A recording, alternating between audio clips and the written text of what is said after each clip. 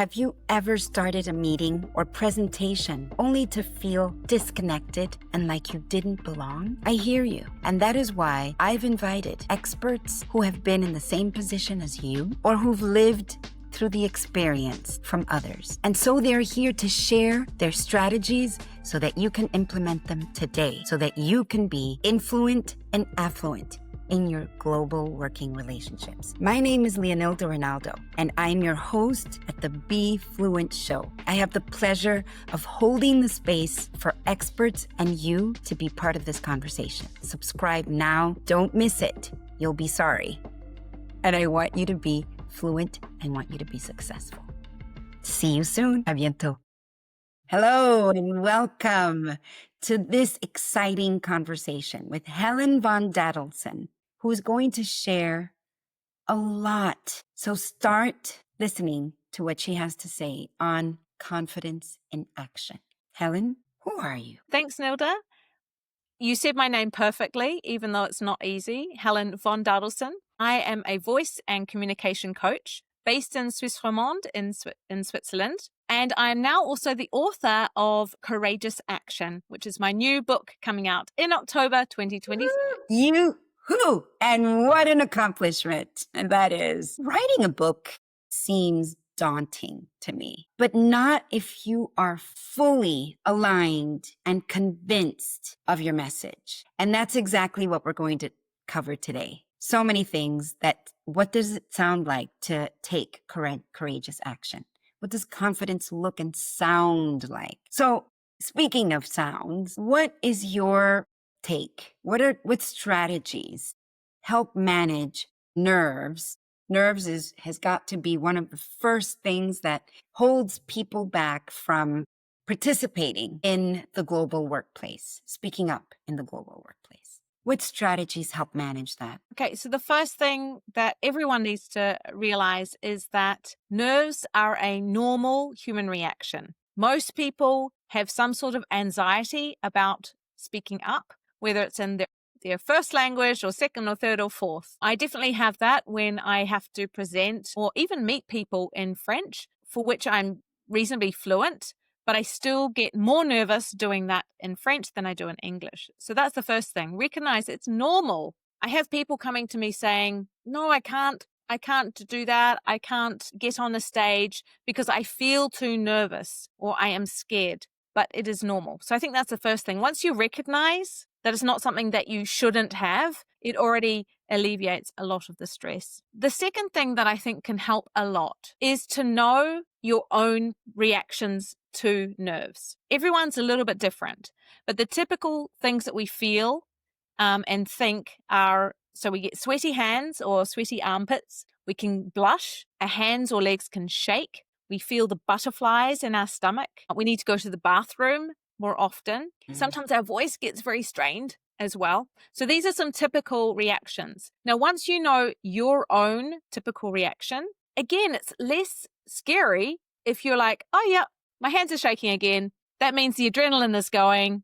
That means this is important to me, right? So sort of think about that and identify physically, biologically, what are those reactions? The other thing that is related to that is to start breaking down and recognizing what are those thought processes that are happening in your head. We know how powerful our voice is to ourselves, what we're telling ourselves, how we're speaking to ourselves. So if you can tune into what you're telling yourself and then work at reframing that, that's also helpful. So typically you might say, they will think I'm stupid because I'll make a mistake, or my accent isn't good enough, or who am I to give this interview? Right? So all of these things, if you can find out exactly what are those soundtracks in your mind, then you can identify them and work on reframing them. And then the third thing I think, which is a strategy, is once you sort of know it is normal to get nervous, my body reacts like this, I have these soundtracks in my brain, you can start to counteract that with your own specific preparation routine. So some of the things that I teach are breathing, which slows down your heart rate and makes you feel more calm.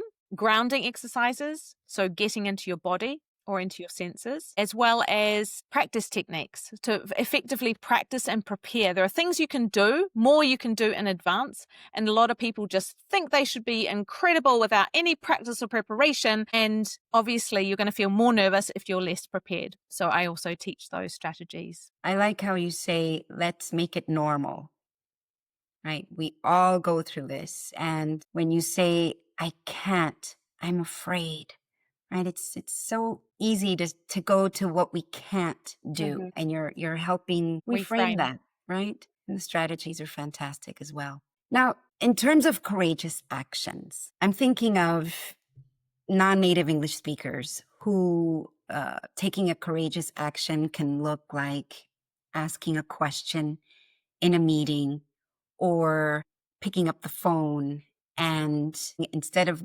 sending the person to email, just opening a Zoom call with the person. What is one small step that can feel less intimidating, less daunting to do that, to take that courageous action? So I think it all comes down to, again, a reframe, not expecting to wait to feel confident. And so I explain the action, competence, confidence loop. Confidence just doesn't drop from the air. It starts with action. The more you do something, the more competent you become in it, the more confident you feel, and therefore you're able to do it more and more. So that's really the crux of the concept of courageous action. Action, we can't just hope to feel more confident in a language or suddenly think we'll be able to speak on a stage. No, we have to take the small steps, that's the action, in a courageous way. And when I say courageous action, that means it doesn't feel easy because you've got those nerves and you've got those thoughts going through your head, but you do it anyway. You've probably heard the quote, feel the fear and do it anyway. It's kind of related to that because you are working a muscle. And as you work, you build up your competence. You celebrate along the way. Say, yes, I did it. Imperfectly is fine. And therefore, next time I did that before. I already picked up the phone and made the appointment. It's okay. I can do it. Because your body is doing everything, screaming at you, saying, don't do it. Stop. Danger. That's those reactions in your body. And so you need to fight against those and say, no, I'm going to do it anyway so that I will build up my competence and therefore confidence. Sometimes what we want to do is a step too far. So how could you break it down? Yes, that's what we Can want. you, for example, practice with your language coach or with a friend, prepare the conversation that you want to have in the other language? Could you record yourself saying it before actually doing it? Are there lower stakes environments where you can start working that muscle, start building the competence and therefore confidence before you do the big step? Yes. I like how you say that confidence doesn't come before, right? Confidence is the result of something, right? So I also appreciate how you say feel the fear and feel the celebration. Oftentimes we try to, cut some corners there and not feel it. We don't want to feel the fear, but in order to do it, we have to feel it, right? Absolutely. Just feel it. Let it go through your body. Yeah, and recognize and go, that's interesting. I'm feeling more nervous than I usually would. What is that? Is that because I'm underprepared? Is it because I'm intimidated by this person? Is it the context or is it the content? So tuning into that, because your body is hugely powerful and can send you lots of information if you listen to it. Okay, so invitation to ask ourselves honest questions. And be curious. Okay, let curiosity lead us into courage. I like that. Speaking again of courageous action, the title of your book. What's your definition? What's all that about? So the book, you said at the beginning that it's a daunting task. And indeed, I was never one of these people who absolutely wanted to write a book. I didn't feel like I had it in me. But once I found the angle that I wanted to go into, it started coming together kind of easily, because these are concepts that I've been talking about for the last 5 or 6 years, and it's just putting them together in a nice package in a way. My first title was Confidence by Action. like with a comma. But as I teased out the work, I came up with this sort of coined a new term, which I think is quite nice. And because it is, I think, a new term, I gave it a formal definition at the beginning of the book. Please. So I'll read that to you. Courageous action. 1, a deliberate choice to act despite fear, discomfort, or uncertainty. 2, the process of moving forward with bravery, even when the outcome is unknown or feels risky. Mm. And 3, small, intentional steps that build confidence through practice, not perfection. Yes, preach it. Perfection. No, Wait, perfection is unhuman. it's not. Imperfection is the imperfection that people connect with, your uniqueness, and we should not be chasing perfection at all. Yes, it's the biggest trap. Really the biggest trap. Now let's switch gears to the voice. That's really what attracted me to you, actually. Your work on the voice. Can you share a moment where your voice or one of your clients, through the work that you did, changed the outcome of a crucial professional situation? So the one that comes to mind is with one of my probably first vocal specific clients a couple of years ago. She was very senior in one of the UN agencies, and she was always told that she couldn't sing and she didn't like her voice. And so that's what she wanted to work on with me. I work under the Roger Love method, so I'm certified under that, which includes singing, believe it or not, because singing and speaking are very close, actually the same physiologically. And it's a great way to connect the breathing with the vocal cords and with the positioning of the sound as well in your mouth. And through our work, I think the best way to describe it is that she was working towards an event, a weekend away with some girlfriends. They did it every year. They were all over the world and they all came together into the Swiss Alps and had a girls' weekend together. And she prepared with me a speech or I can't remember if it was a poem or even a song. I can't remember now because it was a few years ago, but she prepared that and she delivered that to her girlfriends. And it gave her such a boost in confidence that she has a voice, that she can control her voice. And that even though she was nervous doing it, she had built up the capacity and she shared her voice with her loving friends. And that was really great. So it was almost, she was ticking the box. I don't need to worry about the power or the control of my voice. I have a good voice. I know how to use it, and I'm delivering a message which had an impact. And so this was in a low stakes environment, but she definitely took that into her workplace as well going forward and became much more confident in leading groups. She had to do lots of workshops and things because she had more control and confidence in her voice. She was able to do that with a lot less stress and worry. Wow. Sharing her voice. I like that better than finding your voice, right? Because is it a notion of finding a voice or rather sharing it?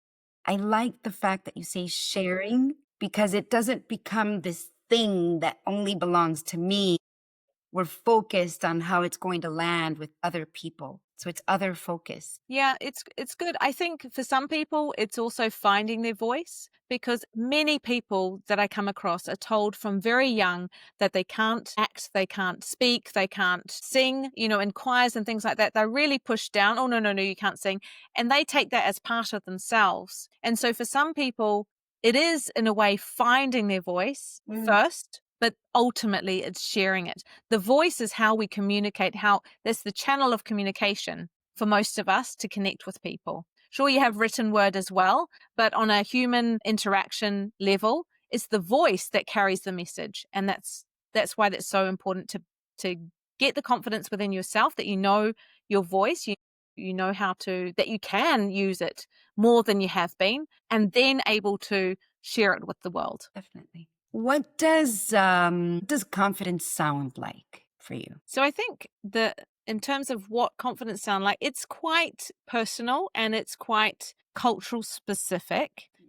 But the way I like to describe it is a voice that is easy to listen to, controlled, and engaging. So what does that mean? Easy to listen to. That means it's not, I hear you not speaking like this. Or into your throat, oh my God. Right? That's called vocal fry. So somewhere where it's well placed, so it's pleasant to listen to. Then it's controlled. So most of us speak too quickly all of the time. And so especially in other languages, I come across so many people who are speaking English not as their first or their mother tongue, and they think they have to speak quickly so that they sound confident.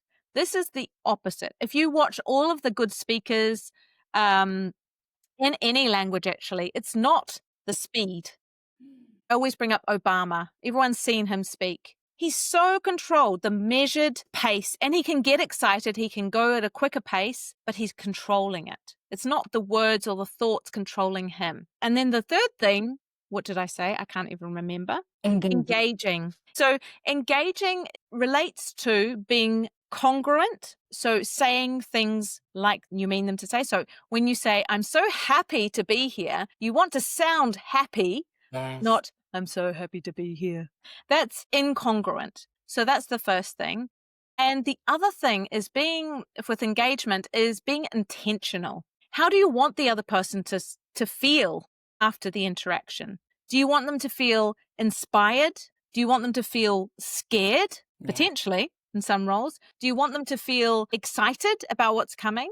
So all of these feelings that you want to transmit, you need to be able to express them with your voice. You can't get someone excited if you speak like this all the time. Guys, it's really time for us to move on this project. We're really getting behind and it matters a lot. You're not going to engage anyone by doing that. So being intentional and then congruent with your words and how you express them through your voice is really, that's the magic medicine for sounding confident. Speaking of magic medicine, your work involves, you work a lot with healthcare professionals, humanitarians. How does vocal presence influence how their work is perceived, funded, the buy-in? How does that factor in? Well, I think it comes back to also having this confident voice. If you're looking for funding or trying to convince someone of something, but you've got a very little voice and you don't really sound like you know what you're saying, I think, give us $2 million. Right? So what I'm doing there with my voice, I'm using a smaller volume, a higher pitch, and I even went up at the end of the sentence, which in English sounds like a question. Yes. Okay. So how can you convince someone of anything if you don't sound like you're convinced yourself? And I think a lot of people think, oh, well, I've just got the voice that I have. But in fact, the voice is a habit that you've created over time. And so once you start looking at it and thinking about how you want to be perceived and the intention behind your words, and you align that with how you use your voice, you're much better able to convince people of anything. So I think it's doesn't matter which industry you're in fact. The humanitarian sector right now is going through an awful lot of uncertainty. And if anything, we need to be more convincing of our values and our mission, not less, with the funding cuts and things. So delivering clear messages which are in line, which sound like you know what you're talking about, sound like you know what you're saying and that you believe in it, is going to always count for more than if you don't pay attention to how your voice is being perceived. Now, are these things, strategies, tips that we find in your book? So the voice I talk less about. I really focus on courageous action, but there is an exercise to think about what a confident person means to you in terms of how you hold your body, how you sound, how you're perceived. But I don't go into the mechanics of how then you do that with your voice. Okay. That might be another book, another time. All right, great. Now, I'd love to hear who is behind all this talk about voice. So this is where our listeners get to hear more about you, the human. So just a quick round of questions. What's a disaster, a speaking disaster, that taught you something valuable about resilience? That's a difficult question, Leonilda. I'm really fortunate that I came from a family that was always in the theatre. And so I was used to always being in front of an audience and using my voice. And then I had voice lessons or singing lessons and speech and drama lessons very early on. So I was lucky. I think I've avoided the disasters. I've certainly had many in French, Okay. less in Italian, but definitely in French, Okay. where actually my son gave me feedback the other day that he heard me make a phone call. He said, "Mum, you're speaking too quickly." And I'm like, oh, well, I should listen to my own advice, especially on the phone, right? Because that's when so many misunderstandings can happen. And usually they're minor, but they don't make us feel very good. So, yeah, I don't think I've had any real disasters with my voice, but it's something I'm still working on in French for sure, and building up the confidence to show up and speak in French imperfectly. That's right. I'm hearing two things. The first is the importance, the value of feedback. No matter who you are, no matter how experienced you are, feedback will always, or feed forward. Mom, speaking too fast. Okay, that's good for me to know. Brilliant. And the second thing is how lucky you are to have been raised in a singing household. Those are life skills that stick with you. That's wonderful. What's one vocal habit that instantly makes someone sound more confident? I think I've already said that. I think it's slowing down. Slowing down. Now, it's simple, but it's not always easy to do because we have this habit. So usually what I tell people to do is write on their notebook or put on their post-it on their screen a reminder to breathe and slow down. And maybe an advanced tip there would be to tune into your breathing, because a lot of people are not actually using the air. They're not breathing very well, and then they're not using the air to produce the sound, right? So imagine you breathe in, hi, and I'm not using I'm at the top of my breath, but I'm stuck in my breathing. Whereas if you breathe in, Hey, use the breath behind it. Makes a huge difference. it does. It does. Oh, that's a great tip right there. Exactly. But they're difficult to make a habit. That's the challenge. But the more you do it, as with courageous action, the more you do it, the more confident you become in the technique and the more natural it feels to you. So you'll get people to work on it in low stakes environment, within the family, in a small team meeting, before they move into something where it really matters. That's right.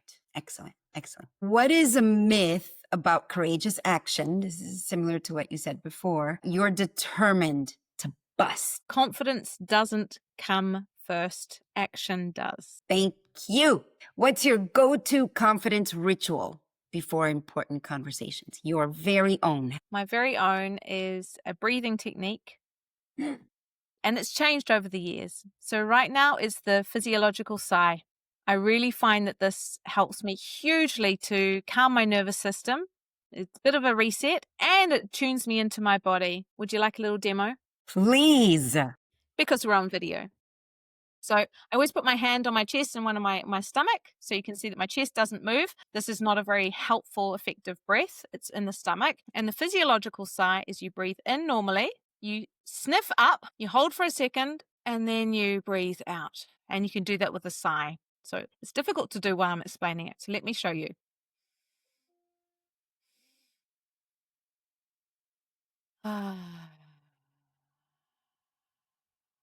And your breath out needs to be longer than your breath in.